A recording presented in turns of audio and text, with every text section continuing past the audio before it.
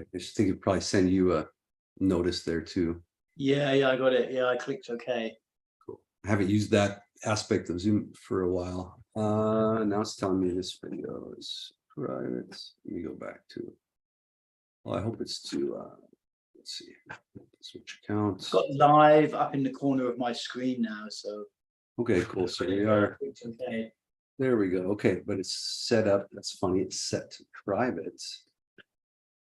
So it's streaming just to no one. Oh, visibility public. Okay, it does say. It should say. Okay, so we are streaming. Maybe people are seeing it now. Maybe not. Okay, live public. Okay, cool. Cool. There's that. Now I won't be able to check the comments or anything just in case, but now I'll click record. Okay. Welcome, Dev. What's going on? How are you? Hey, Garrett. Nice to see you again, man. Yeah, I'm doing pretty good. I'm kind of deeply involved in this. I don't know. I'm back on my inner journey a bit. Like I've been doing this belly breathing workout that I kind of devised from some old pranayama ideas and stuff, and just getting right into this kind of primal knot in my belly. I've been at that for like 5 weeks now, every morning, and 35-minute thing. And that's intense, I mean, it's just like, one thing is it's just stopped my desire for food. It's massively curtailed that. So I've dropped 5 kilos in weight. Ooh, and I nice. haven't been below 75 kilos, which is not massively fat, but I haven't been below that for like 6-7 years. So that's quite exciting, because I've just lost this, the urge to snack is there, but it's just like half as strong as it was before, and I can easily overcome it. And then also it's really been getting me into this kind of like very early oral and leaving pattern wounding, where, because when I was a little baby, my mum left me, and I was in a nursing home, and then I got adopted, and there's just this kind of layers of pain and kind of, I don't know, tension held around my upper head somewhere, and it's just getting into those layers, and there's slow releases, and I get heat in my belly. But it's teaching me a lot. I mean, it's more confirming stuff I understood about the relationship between the belly and the rest of the psyche, So I feel like I've been back on my inner journey quite deeply the last, month, 5 weeks, probably since we last chatted and that. And it's good. I mean, the inner journey is really important for me. Really important for me. Yeah. It's kind of fascinating you say that. I just started diving into, I'm putting up some old courses, and then started scheduling more and more live streams on the YouTube and just demonstrating some exercise sequences and this kind of stuff. And I noticed Monday, I woke up feeling kind of heavy and down for some reason. It was inordinately so. And I was, geez, what's going on? And just thought, I'm just going to get to work on stuff, not just try to ignore this, but not try to sit and dwell on it either. And I did the sequence of exercises, and I noticed it brought me right back to life, and I had so much more awareness afterward. And I had the same kind of feeling on Monday that you're mentioning now. I was like, oh yeah, why have I leveled off? Why have I plateaued with this journey that I help other people with? But it's easy to get hung up on just teaching this stuff to beginners and just sort of coasting with it. So I noticed something kind of refreshed my desire and motivation to be doing the work that I teach others to do. And at the same time, to bring into more focus what's going on with my journey into orthodoxy as well. Those two for me are together. The body and then the religious praxis are intimately related. I don't think they can be separate, They can appear separate. A person can intellectualize virtually everything for their entire life, but I don't think the journey truly begins until there's an embodiment first, It's curious you say that, because it just reminds me, a guy I've been listening to a bit recently is John Verrecki, the Canadian professor guy, who, and he often talks to one famous old Orthodox priest, Bishop Maximus, who he's on YouTube a little bit, this guy. I think he runs some kind of Orthodox monastery in like somewhere in South America, maybe Ecuador, Patagonia. He's Spanish and English speaking, and a few other languages as well.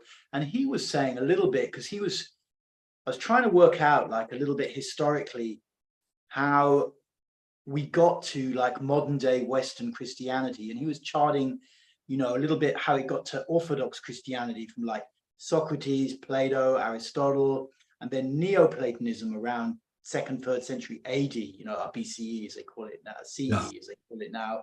And then how that slowly, that kind of, and that was very intellectual, you know, he said it was really, really intellectual.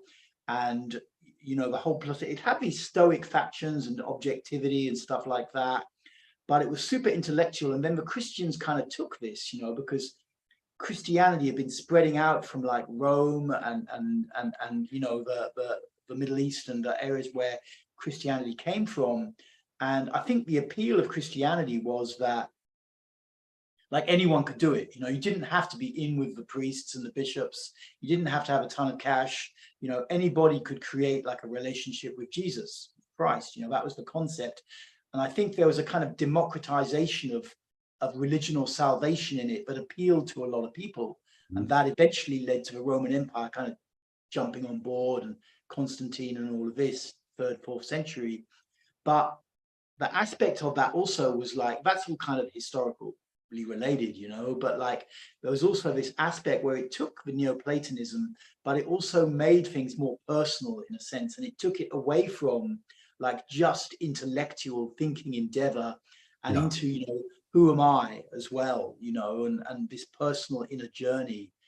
And then I guess somewhere down the line after like Thomas Aquinas or something, I don't know, 11th, 12th century, this kind of big gap, you know, for hundreds of years, the Dark Ages, and then Martin Luther and all of this, and then it's sort of, and it split, you know, the Western thing came off, but it was much, it had got this kind of rigid intellect to it, you know, that has kind of beset humanity in a sense, and it's like given us a lot, you know, all the tech, you know, the fact that we're in totally different places recording this now, you know, without that rigid intellect, it probably wouldn't have happened. You know, we would never have bridges, we wouldn't have technology. But the problem is that we apply the same rigid intellect to understanding ourselves, and it doesn't really work. Like scientists have been studying consciousness, it doesn't really work. You know, it's like, it's great for building stuff in the outside world, science and this rigid intellect, but it's pretty much hopeless, it seems, when it comes to any kind of internal investigation, whether it's personal or about consciousness and that kind of thing. And so it's really interesting, you know, just tracing kind of how we got in this place where we are now, you know, and I still don't feel like I really have a good grasp of it, but I'm getting some bare bones, so to speak.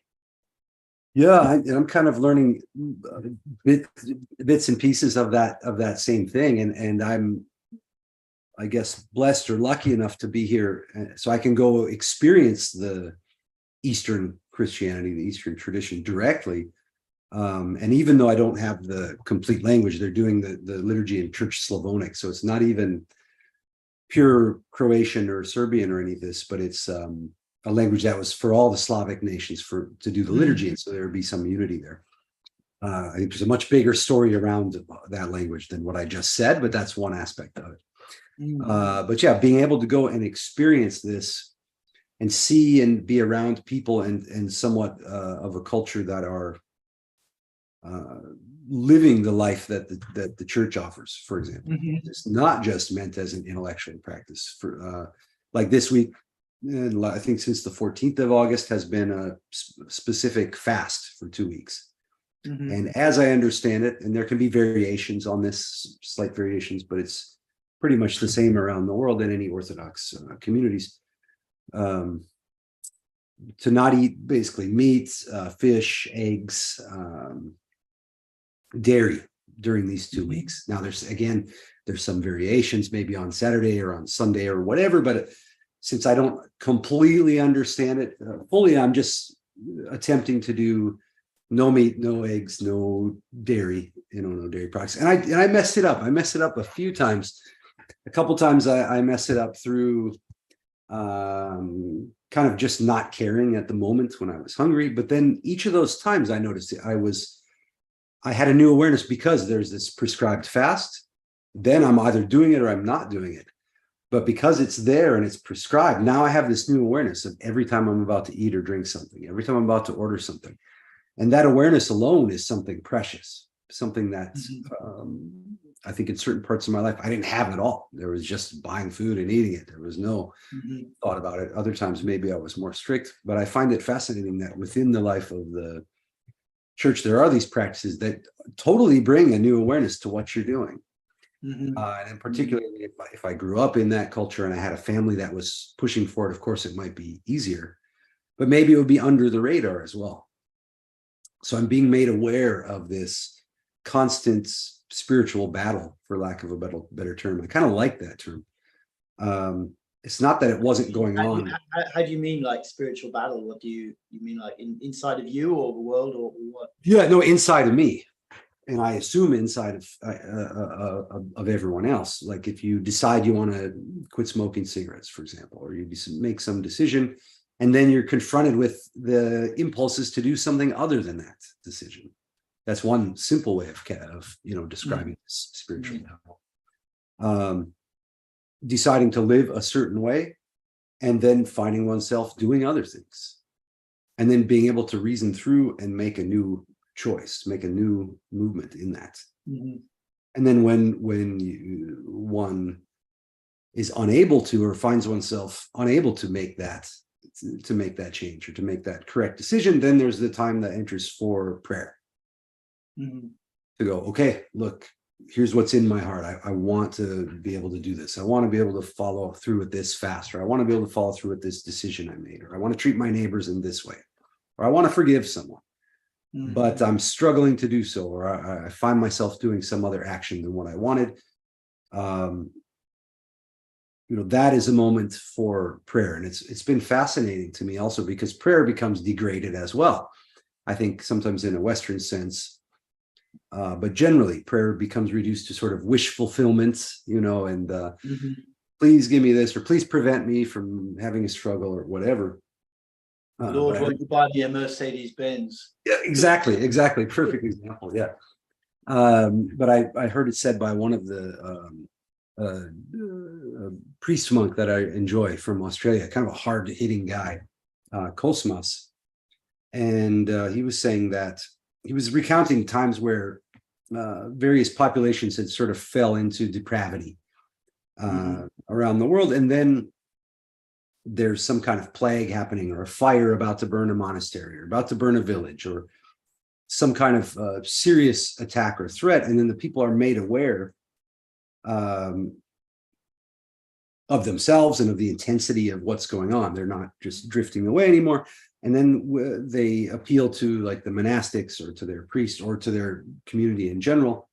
And these were all Orthodox communities. He's drawing on lives of the saints for these stories.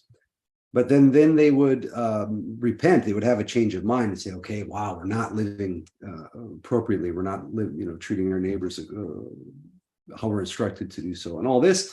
And they would repent, and then they would pray for God and various saints to intercede.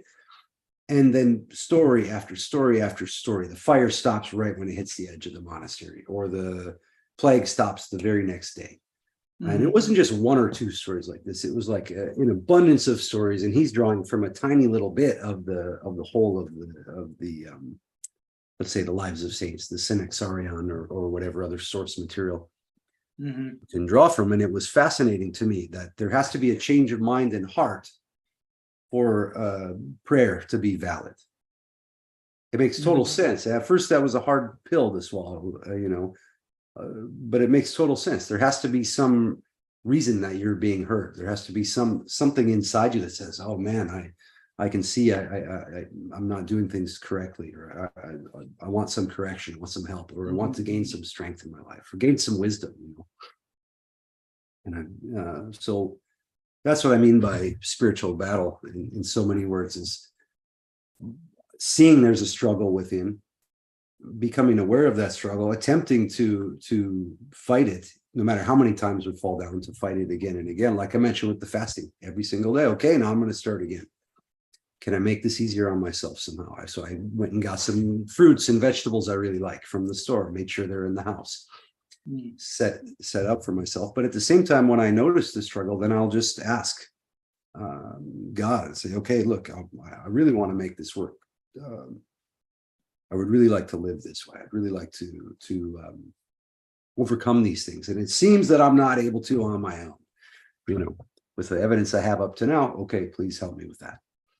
And that I feel something, I really, that's an embodied sense of prayer, which I think is different than just sort of a fear reaction or intellectual repetition, like some words on a page.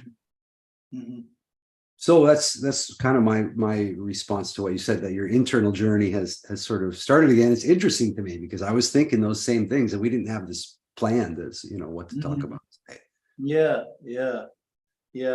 Well, I think with me, I mean, I'm always up for it a bit. So it's like, I actually started about 2016, where I just went to a friend's bioenergetic class in the city where I was at the time, Brighton in the UK, and just to kind of support him. It was a 3-hour session, and again, it was actually in the belly again. We were doing these pelvic exercises, and I had this really intense experience a few years before. I was with my ex in some island in Thailand, going to this Chinese doctor guy, and he kind of started talking about my stomach, and I wasn't even going there for that. And I thought, oh, well, I didn't really speak. My Thai is not very good. So I thought, let him get in there.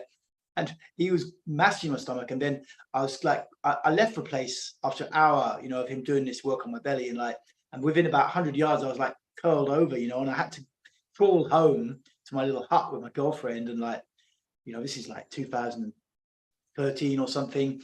And then I was just sitting on the toilet for about an hour, and then I felt a lot better, and then it released some big lump of tension from my gut. And then a couple of years later, like I said, I'm not relating this story as well as I could, but my friend was running this session in Brighton. I went to that, and I had a similar experience, not quite as intense, going home, and then again it was in my gut. But it was such a powerful experience. I thought, I'm just going to do bioenergetics every day from now on. And then I've kept that up basically 7 years later, and created my channel in that time as well. But I will always do something in the mornings. But looking back, it's like sometimes I'm on maintenance. I'm just keep a maintenance dose. Like a drug maintenance dose. And then other times it's like digging. And also, at some point I ran out of kind of techniques to dig with. And then I've got back into this belly thing, and I found some breathwork techniques that actually move the belly as well. So now I'm back digging again. I've got a new technique and I can dig with it. So. But I will always, what I've always done, I guess, from being a kid is like, I tend to look and try and get ahead of the ball. I think my childhood was so extreme in some ways. I had to be very alert. I could not really just relax and chill. I had to be very alert on some level. I think that was how it went down, because that's what makes sense is that I'm always looking around how to get ahead of the ball a little bit, and if shit's coming down the pipe, to be a bit prepared for it in some way, So I've always had that a bit. So I will always do my maintenance of bio in the mornings. And then I guess I don't get so in such a super mess. I have got in messes, certainly, but in the last decade or so, much less, and I've been able to kind of, I haven't kind of needed, as I see it, massive whack from the Zen stick of existence, as the sannyasins, Osho people used to say. It's more like, there's a hole there and you need to go into it, rather than consciously, rather than the hole coming from behind and whack you over the head because of your unconscious behavior, my unconscious behavior. So it's been a bit more like that for me, but I'm very grateful that I can still get in and go deeper. There's always another layer, and I've been really aware in the last month, part of me that just kind of cut off from the world, cut off from society as a little kid, and I'm just been more aware of it and feeling it, and feeling the way it's become structured in parts of my body and stuff like that. And, my whole relationship with conspiracy when I was younger, with not wanting to surrender to authority in some way, or when the external authorities, that when there was a push that I had to comply, this huge resistance of fighting and justification narrative and stuff, just more aware of that, more aware of so much stuff. And also having bursts when I'm really just crying and releasing. It's all been this early childhood disconnection and going into my head to escape. So, And it feels like it's kind of coming at a level that I can process. You know, it's intense at times, and sometimes I just need to do some extra bio to not lock out of my body. But it Yeah. feels like I'm doing it at a speed that I can process. You know. That's really cool to hear, man, all these things. And it makes me wonder about, I mean, I feel like a really nice connection with you. And whenever you're describing these things, I can see those in some of my own journey. And I just started to think now we're both also in similar life situations. Like you're Mm, off, we're in similar regions in the world, but not living with around people we grew up with, you know. mm. Um, and not, you know, back in the same community that we started in. I've occasionally even felt envious of people who I see on Facebook, and I know their lives are totally different than mine, but I've occasionally felt the envy of seeing a picture of a barbecue with somebody who went to the same high school as me, and in that background is like all the people who got married, you know what I mean? Like, and they've known Mm. each other since now what, almost 30 years, you know, and they've those relationships are time tested, you know what I mean? I don't know to what degree of depth they have with each other, but I assume it's not terrible. And then the locations, you know, the special places to me from when I was growing up in Minnesota, you know, so occasionally I'll feel a little bit like, wow, this journey has taken me really fucking far away from that. And I'm wondering now how you kind of conceive of that. You know, you're in a similar situation, but I'm assuming the trajectory may have been totally different. Well, certainly over the last couple of years, you know, I've been, in fact, this week is about 2 years since I left the UK and just started traveling, split up with my ex and started traveling. And just like, it's been a super journey into my oral side, really, because I think when I was growing up, I was super independent. I was more of a classic Reichian aggressive.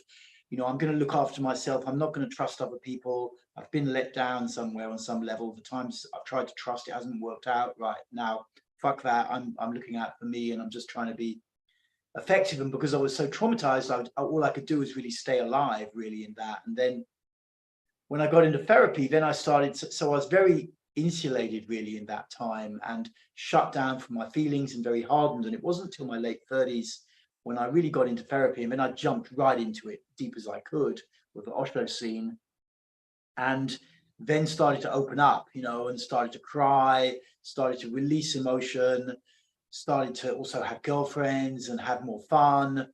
And that was a super journey for me, and have a lot of connection around. And looking back, and you know, I ended up being nearly 20 years in an offshore community, living there, you know, Yeah. and in the UK. And then when I left that, I was on my own for a couple of years with a girlfriend in a flat. And then we split up, and then I went back onto the world. And it was, and what I was thrown into immediately is this solitude, you know, being on my own most of the time, you Yeah. know, and also being in a city where I don't speak any language. Kiev at the time, I don't speak the language. I had one vague friend, Peter, and then, and I didn't know anybody else, you know, and being, coming from a background where I'd been locked off growing up, and then I'd learned to open up and be with other people, and be emotionally aware, and to communicate what's going on inside. I mean, suddenly I'm in this environment which is the antithesis again. I'm back locked off again, and just struggling with that, and then just going out to meetups. You know, I was kind of lucky in that I did a lot of social therapy at the time when I was doing a lot of therapy in my 40s, and I know kind of, okay, I need connection. I need to meet people. I need to speak to people, and I need to, so finding meetups where people spoke English, which was not so hard in Kiev in those days, and then just going out and meeting people, and then sometimes it's too many young people and they all just want to get trashed, and I'm too old for that now. You know, it takes too much toll on my body, but it was a massive journey, you know, and then moving around, then being in Mexico for a few months, and the same, you know, just having to go out and meet people. Most challenging was in Beirut because there was no meetups. You know, the city's kind of devastated. It's an amazing place, but there was no meetup. So then I got more into meditation, and then I was in Tbilisi for a while, and then I was here in Istanbul. And part of the reason we're coming here is because there's a lot of social activity with the meetup stuff where you can just go and meet people, you know, Yeah. slowly finding the kind of groups of people I like to gravitate towards, you know, and make connections with. And then also doing this belly work, kind of working at the other end of things with not so much meeting people, but starting to clear out the stuff that makes me so fucking needy, you know, that I want connection so much, you know. Yeah. So I came from this position, locked off from my neediness, being in my neediness, then super in my neediness without anywhere to get that nourishment from, having to get that, and then also working to also work on that belly wound. And it's like, it's been a long, long journey for me, considering it started probably about when I was about a week old and my mum left me, you know, basically. So it's been a long, long journey to, and I don't feel like it's over yet at all, but I'm definitely moving on it, you know. So it's a long life journey, this stuff, you know. But yeah, you know, it's like that. That's been the big thing for me. Also, to a degree, couple of it, dissociation, you know, inhabiting a world of thinking because that's safe rather than really feeling my body where all the emotions are immersed in the sense of my body.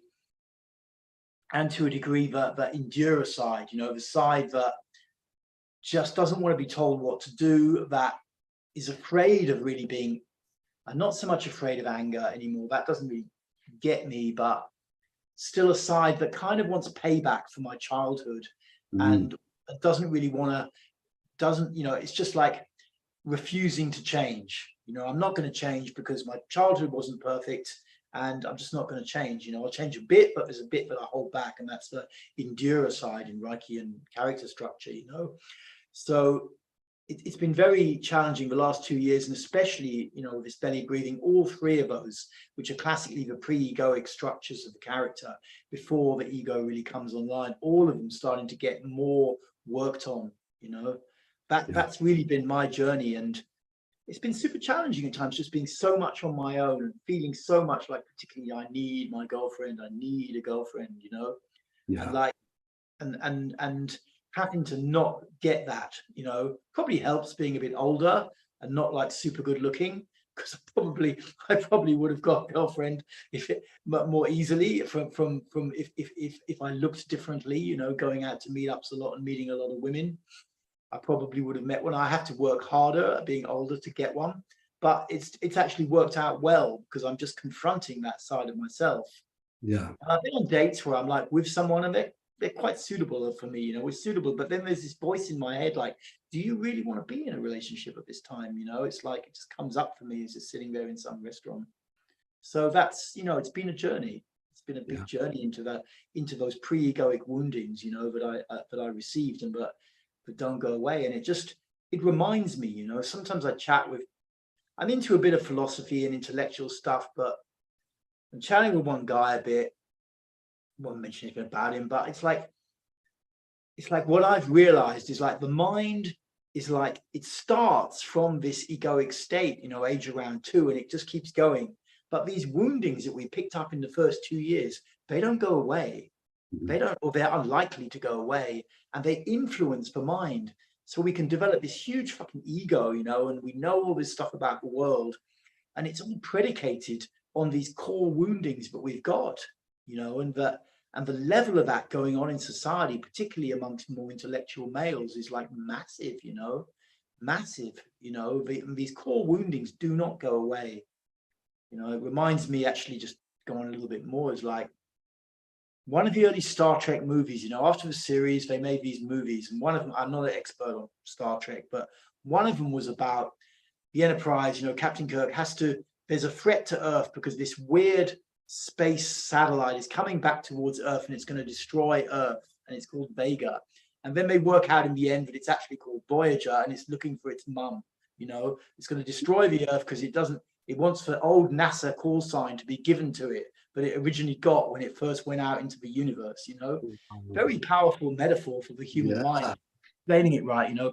We had this Voyager thing when I was a kid, you know, NASA, the Americans let it off somewhere and it went off in space, and this movie hypothesized that it's been going around the universe collecting information, and now it wants to come back and meet its mother, and it's hovering around outside Earth, and it says it's going to destroy Earth. And they work out it's not this weird alien thing, it's just come from Earth, you know, hundreds of years before, but because NASA's no longer there and it doesn't have the call sign going out the radio signal, it's going to destroy Earth because it can't meet its mother, you know. So that's a strong Man. analogy for me, you know, to how the human intellectual mind is, you know, going out there, learning all this stuff, but it's all predicated on this gap that we've got, these gaps that we've got, these free pre-egoic structures that we can carry around, you know. Yeah. So I've been super reminded of that with various things going on in my life recently. Yeah, man. Thanks for sharing all that. That's really a nice way to put it, man. Really. It reminds me of it. This might be an interesting story as well. It relates. There was when I first met Dr. Hyatt, he's the guy who got me involved in the undoing stuff. And we were at this workshop, and there was taking off our shirts, laying down on the mattress to have, you know, a little bit of a session. And it was the first time I'd ever experienced that outside of like the books, DVDs, and stuff I worked on my own. But he saw my shape of my chest and saw these tattoos and everything. And he said, something happened to you when he's saying this to me. Something happened to you when you were little where you had to handle something, but you couldn't handle it. You know, you couldn't handle it. And that's why there's the tattoos now. That's why the chest is puffed out in this really specific way. And I thought at that time, this must have been now almost 20 years ago, but it's weird to say that. Seems like just yesterday, but my God, like 20 years ago. And I thought all that time I knew what he was talking about. And I don't even remember now what I thought he was talking about, but I traced back to memories and I thought, okay, I think I understand. It was just generally my childhood and my dad not being around the ways I needed him to be, whatever. And I kind of dismissed it, but it stuck with me. And then just 3 or 4 years ago, I had a relationship here, and then that fell apart. It was amazing. It was like this high intensity, high energy connection, and it really kind of kickstarted her life, kickstarted my life in a number of levels, on business level, creative levels, all this stuff. But it was like it illuminated things that hadn't been illuminated forever, which was all this darkness in herself and myself. I can only speak for me, but I'm pretty sure she witnessed something similar. And then it was hard to withstand that level of intensity for too long. So the relationship fell apart. And afterward, I noticed this tendency in myself to lie in certain intense situations, that I would just, and sometimes there'd be nothing at stake. You know what I mean? It would be like, if I were to have told the truth, the situation would be fine. But I would lie about it anyway. And I caught myself, I caught view of this. And I was asking, what in the hell? Like, why am I doing this? It's like out of control. But my intention, as I mentioned earlier, my intention was to be honest, to be direct. And then I find myself doing these other things. And it wasn't like an intellectual choice to lie. I wasn't sitting there thinking, okay, I'm going to say this so I can get this result, or some kind of manipulation.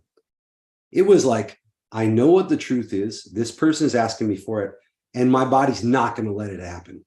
I would even be trying to say the truth, and then my vocal cords would take over. My body would take over. So this old wound would take over and say something else. And I'd feel hot in my face, you know, and these things, this conflict in my body. Like, so finally I came face to face with that. I was like, why am I doing this? Why am I fucking lying in specific, you know, deep, intimate relationships? It wasn't a problem with friendships, not a problem with business, you know, just with these where there was the potential to lose a mate. But it wasn't serving me. It was actually destroying the trust in these situations, because I wasn't lying about anything big. It was these small things. But of course, that sends the person the message, okay, why should I trust them about big stuff? So I'm working on that and trying to understand. And I just couldn't get to it. I couldn't quite figure out what it was. And suddenly and I'll shorten the story here, but a series of events occurred with this old photo on the computer. You know, the computer or phone sometimes shows you photos from the past now, just selects them or whatever. I happened to catch one, and it just shot me into like this paralysis. I was just stunned. I couldn't move. It had nothing to do specifically with the photo. But I became aware that I had been looking back at my life like it was a tragedy. but unconsciously I was doing that. I just never quite made myself aware. So I kept asking why. Why is it the tragedy? It's kind of a cool life. I don't see it that way. And it was like, well, anything good I've ever had was accidental. I don't deserve any of it. And so again, I'm asking why, trying to go inside. Mhm. And I got to the point where some voice came up that was more like a hellish demonic voice underneath this intellectual processing that said, because you're fucking terrible. It was just resonating from deep within. And I was like, whoa, what was that? And I responded right away with kind of anger, like, okay, why am I terrible? What the hell does that even mean? You know, trying to get an answer. Suddenly the screen in the mind went black.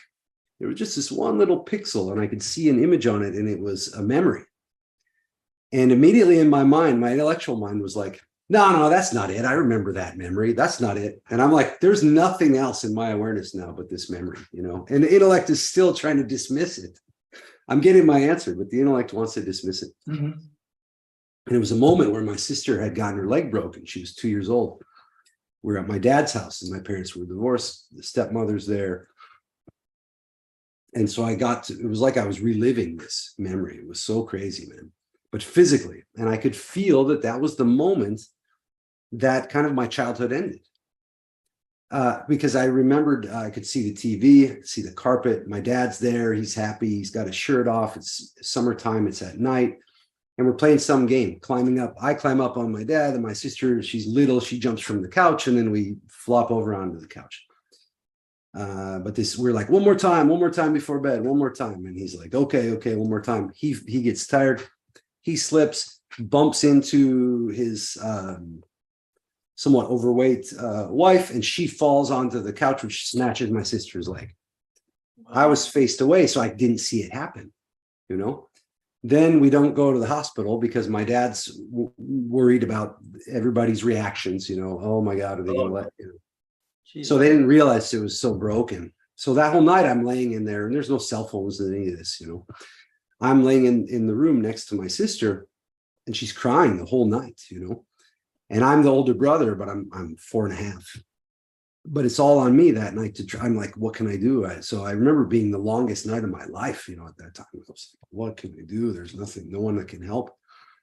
The next day at the hospital, the police are there, all the family's there, everybody's there. And it's all fallen to me to answer what happened. And they're just keep asking me. I can still see them all above me, you know, looking down. And I felt so much pressure. And it felt like they wanted me to go against my dad and say that somebody broke her leg on purpose, which I know didn't happen, but I also didn't see exactly what happened. So I remember at that moment, they were asking me. And I kept saying, I don't know. And then I finally lied and said, I was in the other room. I didn't see it. I was in the other room playing on the computer. And then they stopped asking me questions. The pressure was released. Pressure was off me. And so I realized that I learned in that moment that if there's pressure on, to lie. And then the lie will take away the pressure. Mm-hmm. Man, it came up in the body. I can still feel it now. But that was so amazing. And that had been informing all these different intimate situations in my life. And I was physically compelled to actually to lie. And sometimes I could get around it. Sometimes it's not like I've been a liar my whole life. But these key intense moments where I felt like I could lose something very important to me, lose love or something like this, then I would make these lies. And so it was with a lot of, this is after, you know, years or 10 years of the undoing work and all this stuff. And then finally becoming aware of that process. And then through that, I connected much more deeply with my dad, got in touch with him and reviewed that situation. And he remembered it in perfect detail. And it was exactly as I had seen it. And so, yeah, that was like a deep, deep wound. And that related to what Haya was saying about why my chest is puffed out and why I have these, mean looking tattoos, was that I wanted to show I can handle it. But at that first time, I couldn't handle it. I absolutely could not handle that. There was nothing I could do, but I was supposed to be the man in that situation. You know, my dad didn't. No one else was there to help. And I was there, and all I could do was sit and listen to my sister cry all night, you know. So that's a fascinating one. Yeah. Yeah, wow, Garrett. Yeah, I mean, we do so easily seem to get kind of, there's these formative experiences where we elect taking a certain course of action. And then when a similar trigger comes in life, we're just kind of back down that, we're going back off down that kind of train track, like it Yeah. kind of gets wired internally. Definitely, I also see like, I mean, it's quite common with guys, because we're kind of brought up in this culture where we have to be kind of macho, or not really macho, but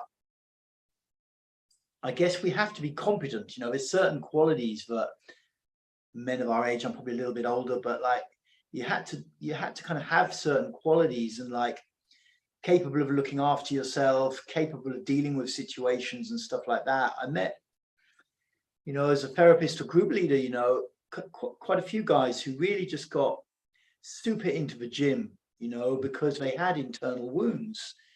They were, because we're all born as little kids and we're super vulnerable. We can't fight our dads, when we're 6 years old, or it's very unlikely, and like, and there are these woundings, that go on from the father or the mother or the parents or other men or whatever. And then it's like part of our way of dealing with it is to try and create this armored exterior, dangerous looking exterior, Yeah. and so that people don't fuck with us anymore. Yeah. It would all work very well, except for the fact that the wound just sits there underneath, and then Exactly. Yeah. I had one really stunning experience of that as a group leader once, where just like, this guy was big fucking guy, big London guy, who he was a cab driver. Parents were from Jamaica and stuff, and like, and he was a big dude. He'd been in the gym a lot, and then he was in this workshop I was running, and he had to shout at this little woman, who was like, she wasn't even 5 foot tall, this woman, and she was skinny as anything, and he just collapsed. Trying to shout and trying to make sound. And we had a good connection, and I talked to him afterwards, and I could see, it was like all this gym work that he'd been doing, and he was already physically big, was to armor himself. But when he had to actually express an emotion, that comes deeper from the gut, Yeah. and all the armoring couldn't allow it. And he was just kind of frozen in terror. And then when he tried to make a sound, he just collapsed on the floor pretty much. It was like really fascinating to see, because just it was so obvious, because he was so big and she was so little, and in any kind of violent situation, no one's going to want to take this guy on. But when it came to just being emotional or something, this wound was still right sitting there, and probably that's why I was getting interested in therapy and that kind of thing. But yeah, and in some ways, I don't know, it's like almost feels like being around the Osho scene, very feminine, very maternal, and Yeah. get men to share about their wounds and show their vulnerability in that. And that's all good, but it can also get stuck there, Yeah. because it's like on one level you can just use a story like that to just say, well, men shouldn't be brought up in an environment where they have to be competent, where they have to be together, because it just creates men who pretend that they're together when they're actually not, and the woundings don't go away. And of course, on one level, that is true, but then I don't know, there's also another level where somewhere, yeah, it's okay to be a man and be competent and get things done. But if you try to get to that space by covering up the wounds, it doesn't really work, Yeah. you know. Reminds Yeah. me It's not also, going to be. running a workshop, I was the workshop leader, and I had a good female friend therapist working with me, but I was the kind of workshop leader, and we're doing this intense process. And there was one young guy in his 20s, and he was just crying his guts out. And I had to really physically restrain her from like going and comforting him, because I could just see where he was at. He needed to cry, but not have a mother. At that point, he'd Yeah. done the mothering bit. He needed to cry it out, and he just wanted the mama. He just wanted the mama. He's about 25. This guy, he just wanted the mama. And female therapists in that situation, it's very hard for them not to go in, because they just want to find the wounded man and hug him, and Yeah. give him love. It's a strong mothering instinct. It's Yeah. natural in the woman. And I had to, because I had group room superiority, because I was just running this workshop. And then I said, no, not this time. And then she's cool with it because she's professional, we're professional, But I just was aware it was so hard. She's a very experienced therapist, this woman. It's so hard for a woman therapist not to, a woman anyway, not to want to comfort a man when he's in a lot of feelings. And sometimes it's appropriate, especially when it's the first time they go into those feelings or they lock off. But then at a certain point, you have to cry it out and you have to then get up and keep moving. You know, that was a big learning for me. This guy was habitually doing this. You get to a certain point of woundedness, and then yes, then mama's going to come and look after you, you know. So it was like, it wasn't the first time, you know. Anyway, it just reminded me that. No, this is great territory, and I'm thinking that this is really cool because I'm guessing that I haven't really brought this kind of level of stuff up on a lot of my YouTube videos. I'm usually instructing or giving exercises or covering specific topics, but I think this is kind of cool for both of us. It's nice to actually share these things, and I hope that other people find it valuable or find some strength or motivation, like even at my age, at your age, that we're still digging around and going deeper with this stuff. You know, it is really a lifelong process, as long as we have the body, you know. Yeah.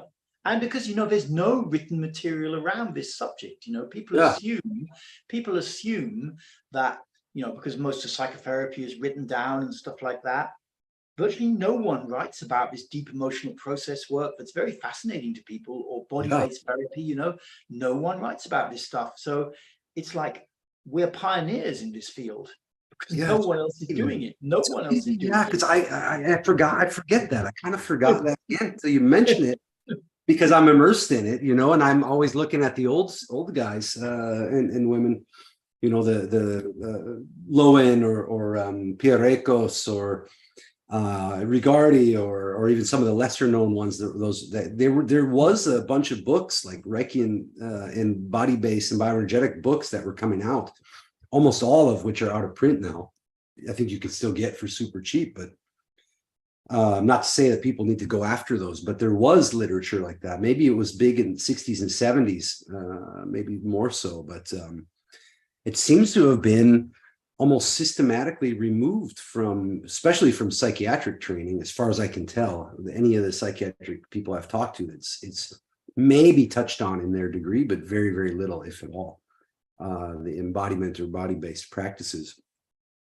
And then in the world of psychotherapy, it's almost completely absent as well.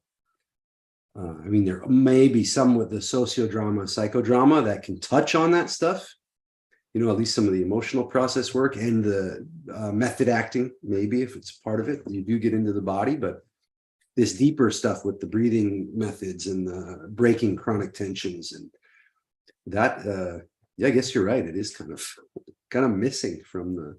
Yeah, and the deeper dynamics between men and women as well. You know, you've got the whole spiritual tradition through Tantra, which I kind of know a bit of, being in Osho for so long, you know, but you know, seeing there's this phase where a man needs to open up and cry, but then they need to stop, you know, then they need to stop and actually dig in and go deeper, you know. Or a very common belief is that women find it easier to access their emotions than men.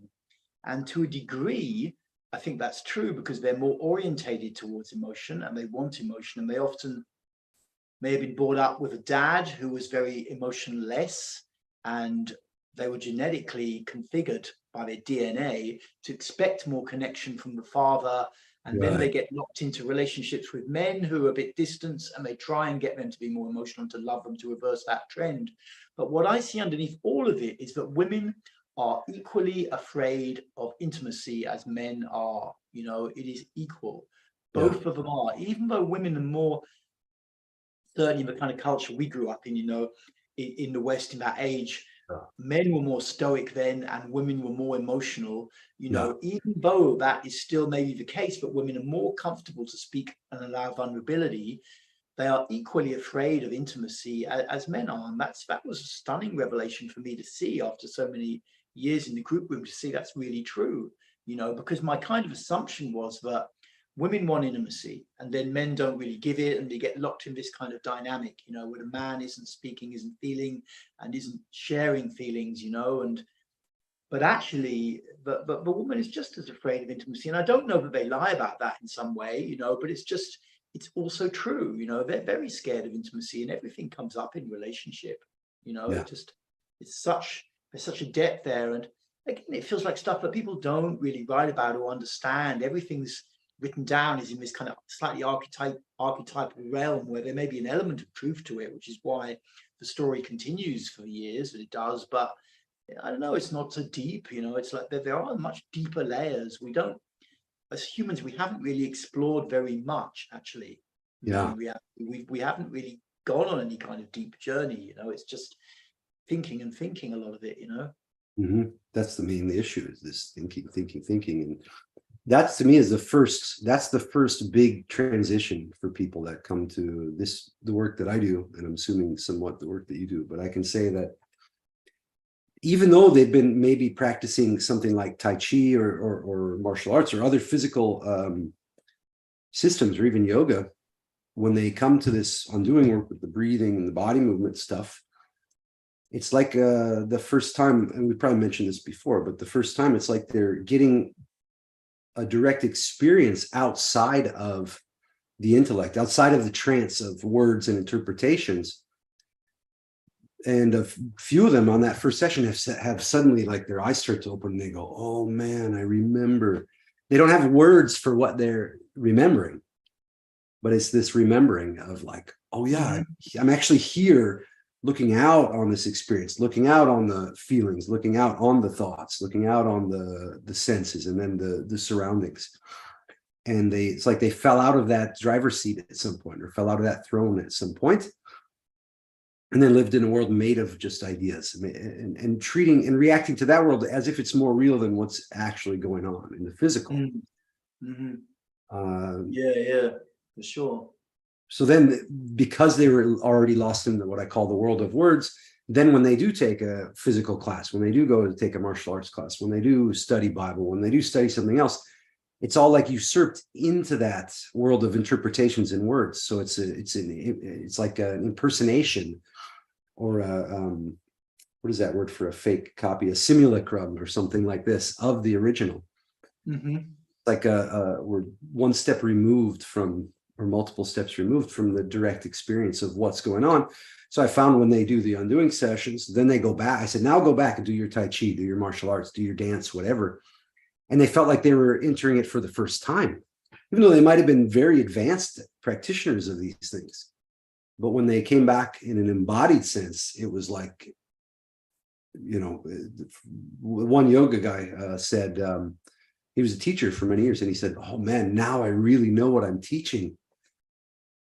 I was blown away when he said that, but it makes sense now, because of course he was studying in a disembodied way. So even though you can make the body follow along, it's not like something's missing. It's not fully alive. It's not fully tuned in. So maybe it's rigid, it's armored, for whatever, for lack of a better term. And then you break some of that armor, go back to those practices, and they're brand new. Absolutely. Yeah. Well, it's like there has to, I mean, certainly with the kind of older style people, you know, in the sense that 80s, 90s man, you know, this rigid armored appearance, and then needing to have a breakthrough, you know, for the emotions to come out. I had a very strong experience of that when I first started doing therapy. Just at some point, the pressure was so intense, all the screaming and madness in the group room, I just burst into a flood of tears for like 20 minutes, you know, and I hadn't at that point cried for like certainly years, like 5 years at least. I mean, I just had no clue what was going on at all. I was just being flooded with tears, and people are stroking me and telling me it's okay, you know, and like, and that was, you know, you need that breakthrough moment. But then it's like, where do you go from there with therapy? You know, it's like, where do you then go from there? Because I see then, I don't know, I guess in my own experience of being around the Osho scene, and there was a lot of very good therapists and really deep therapeutic stuff going on. Then it's like, okay, you take people, that was the speciality of that scene in therapy, you know, you take those rigid armored people and you get them into their feelings. But then of course you go back, an opening has occurred, but then the mind still reestablishes itself, the body's still having a certain level of armoring for sure. Yeah. And you know, it's that journey, you know, and that almost guideless journey that you're then on in that space, you know. And then it's so easy, I found in my own thing, to just get kind of lost in it as well. You know, I ended up staying 17 years in Osho community, And I had enough breakthroughs, and I'd also, to be fair, had learned to be a therapist in that environment, because there's so many people into therapy that then, you can really develop your skills. So I'm very grateful for that. But then in my own journey, it wasn't until I started to understand Reich and the oral character, and the fact that pretty much any spiritual community in the world is absolutely rammed full of oral characters, that I started to even question. This was about 15 years in. I just assumed that everyone just naturally needed to live in community and to be more open and to hug more and to be more like that.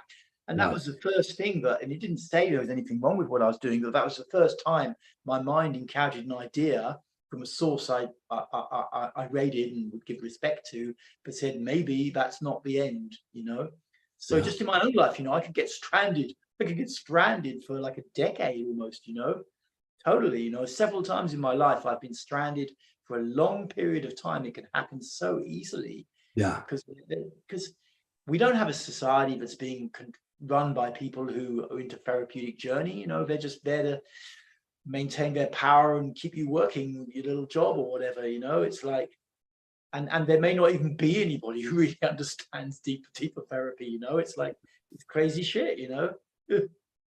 Yeah. So that's one occasion. And another occasion, when I was 24, I had this big acid trip. I was experimenting with drugs a lot, and it just really freaked me out. I hit a point where there was so much anger inside of me. I was terrified I was going to go into some kind of psychosis, and like start killing people or being really bad.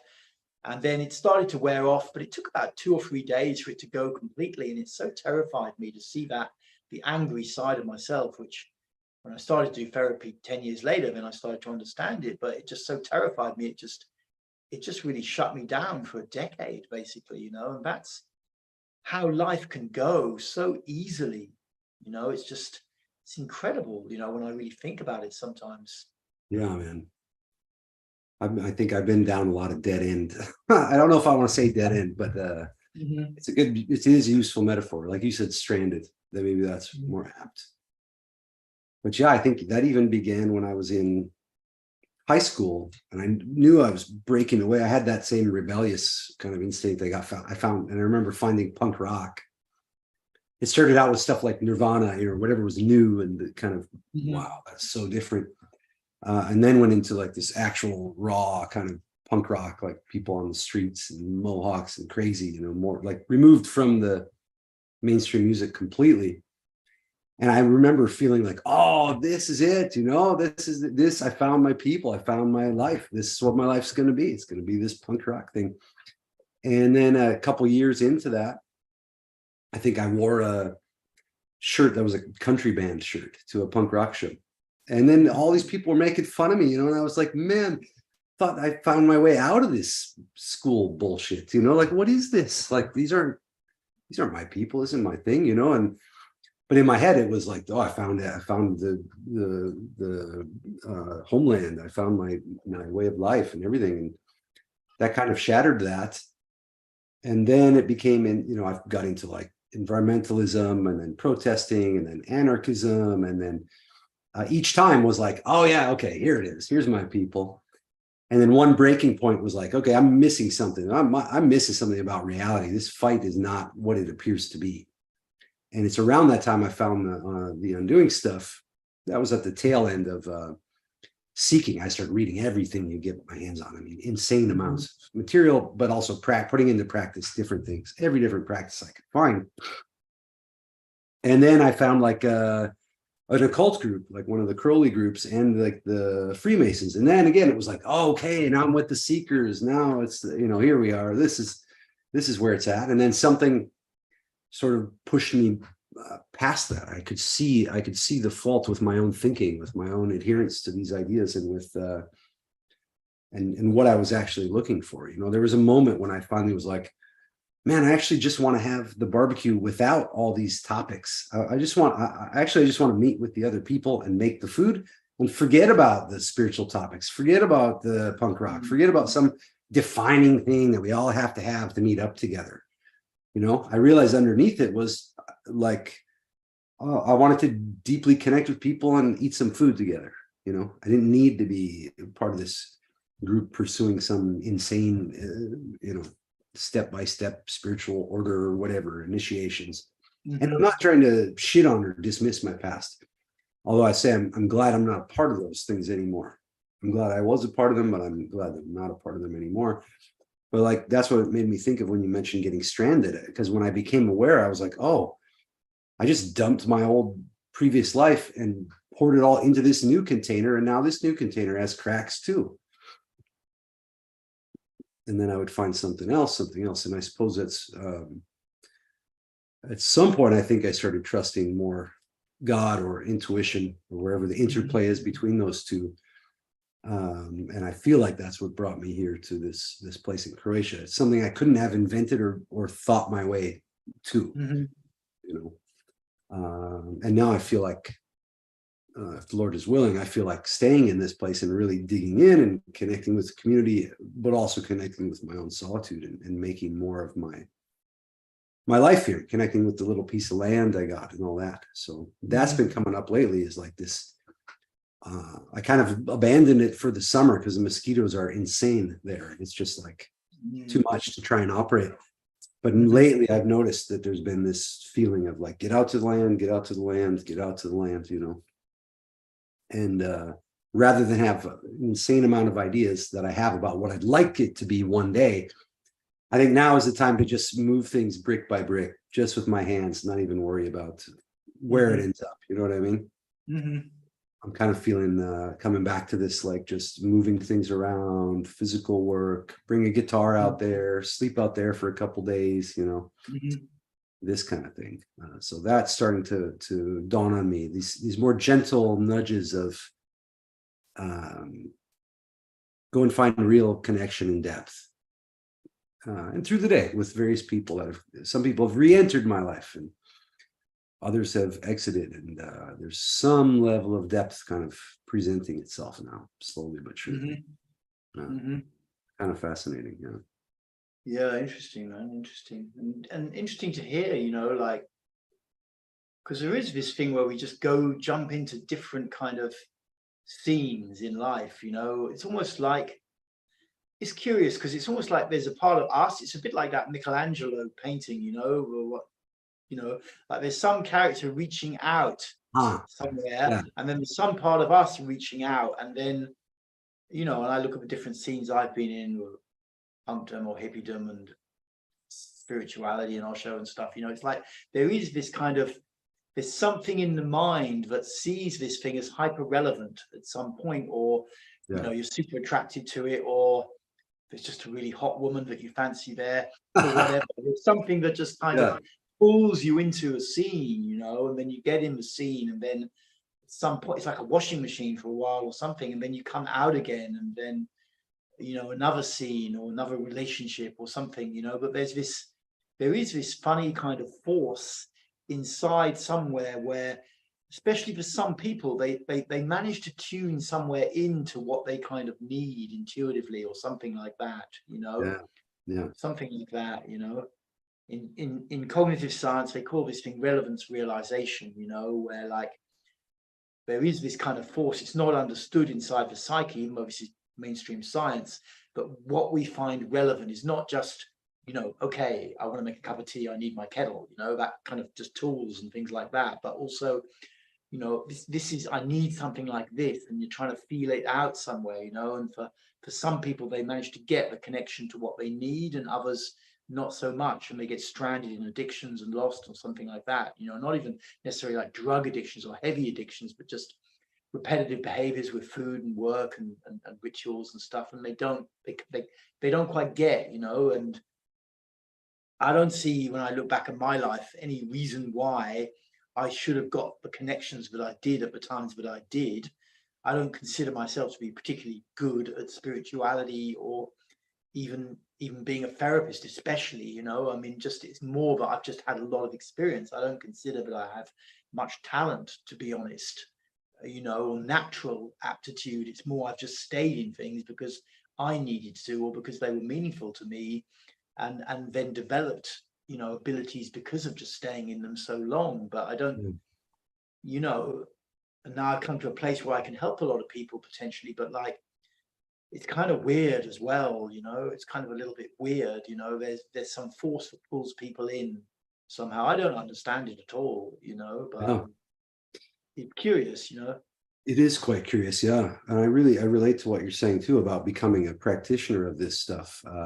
It wasn't something I ever aimed at or even thought of or conceived of myself as doing, It sort of was like just dropped into my lap because I pursued it so much. I was so drawn to the work and to that particular teacher at that time. And that it blew my mind when he had died. The publishers had called me and said, hey, we'd like if you come and finish the DVD series. And I was like, I dismissed it immediately. I was like, no, what do you mean? Why don't you get somebody who's done more of this work than I have? And they said, no, really, basically, there's nobody else. Maybe there's a couple who had, but that are not in position to want to teach it. And I had always wanted to teach it. I mean, I'd wanted to teach it once I got deep with it. I wanted to just learn more and more and more about how it works. And that came out in working with anybody around me who wanted to. And then I happened to be in those groups with people that were open to that kind of experimentation. And so I had the motivation to just work with whoever, with anybody. I'd meet people at the grocery store and I was so excited. They'd come back to the house, we'd do some breathing, It was it's mind-blowing to remember those times. I don't know how I was even operating. It would be weird now to like bring someone home from the grocery store to do a session, That was pretty wild back then, man. But and then in massage school, and I started working with massage therapists because they were more open to experimentation on that level. Martial artists, rock climbers, this kind of stuff. But yeah, I never thought of myself in that way until I was asked by other people to do that, to finish the DVD series and stuff, and which I did end up going and doing. And then I got a lot of confidence from that, in my mind, everybody who read the books and bought the DVDs was doing all the exercises, And then I found out, okay, no, actually, that's not true at all. Like most people are not doing the exercises. They're just buying books and reading the systems and all that. And that really governed how I developed a lot of the work that I do. Especially when now we have live video. So a person can't really buy your workshop and sit there and not do anything. They can, but it's going to be real obvious, So I've tried to build that into the work to make it so that people who do buy a workshop or go do a course actually do the movement stuff and get some results from it, Tried to build that in there. Well, I didn't realize you completed that. I remember talking to Nick Farcher, the guy in Falcon Books, and he was talking a bit about Chris because he was friends with Chris, or Alan, I think his name was really, or something. Yeah, Alan Miller. Yeah. He knew quite a few people in that scene. He was kind of an interesting guy to talk to, Yeah. And because he died, he wasn't so old when he died. Yeah, did he have a heart attack or something, or I don't know. He died of like he had a bunch of strokes at once. But he was already in the hospital. He was hospitalized for esophageal cancer. Right. Wow. Is that a pretty heavy one? Is that a bad one? The cancer? Yeah. I really don't know. Yeah. Yeah, I don't know. I think it had spread around. I don't know the details. I didn't know the details at the time, but just that he had been suffering from it for a while and then succumbed to it with strokes. Wow. Wow. So then they called you in to finish it off. Wow, that's interesting. Yeah, and I had met that just really got you into it, eh? Well, I was already, because at that point I was already really, really practicing a lot of undoing work, and I had been emailing with Hyatt back and forth, and then doing phone calls, and then went to his workshop, and then was in one of the DVDs with him on Radicon doing volume 4, and then the Energized Hypnosis. I forget which one it was. Volume 4, the Transcendence one. So yeah, I was in those when he was alive, and then we finished the DVDs. I went down there and did the legs and pelvis, so the lower body sessions, and then grand tour session as well. So that was, we wanted to finish out what Hyatt had planned. And I've been in touch still with Nick. over this time, and we'll see, maybe there'll be some kind of crossover publishing I might do with them, but I need to get in touch. And, Yeah, I heard a nice. I interviewed him once for my channel a couple of years ago, and he was a bit more. It was good to talk to him, but then I heard an interview of him and some guy, maybe Mike Gavers, maybe someone else who does these kind of podcasts on this stuff, and he was really ebullient. He was just kind of like he was just talking about the past and stuff, and it was really fun to listen to. But yeah, he's a nice. He's interesting. It's interesting to hear people from this time because, like we're saying, there's so little information in this whole scene, and it's all a little bit shady and underground and whatever. But yeah. there's so little information. Well, I know, yeah, and then I I just put myself in the place of some young person who's interested in this shit, and it's like, right. it's difficult to find out any good information. That's true. Yeah, I wonder without sifting through a bunch of madness.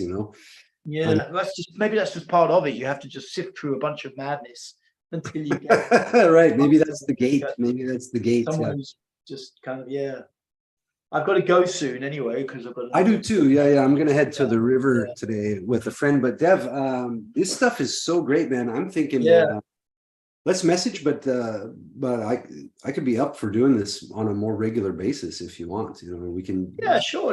I mean, it's also nice. I think maybe one day we'll end up running a workshop together. And this kind of process also coalesces something, maybe some work that we're going to bring out in the world a bit some point. Yeah, I feel like I could do that with you. Yeah. I would like that as well. So let's keep going. But maybe even next week. We're both in almost the same time zone, so it shouldn't be a problem. Well, really good to see you, man. I'm glad you reached out. See you, Garrett. Yeah, cool stuff. You bring out different stuff in me that wouldn't come up if I'm doing my own stream. I noticed that, so I hope it's the same for you. Yeah. The stuff.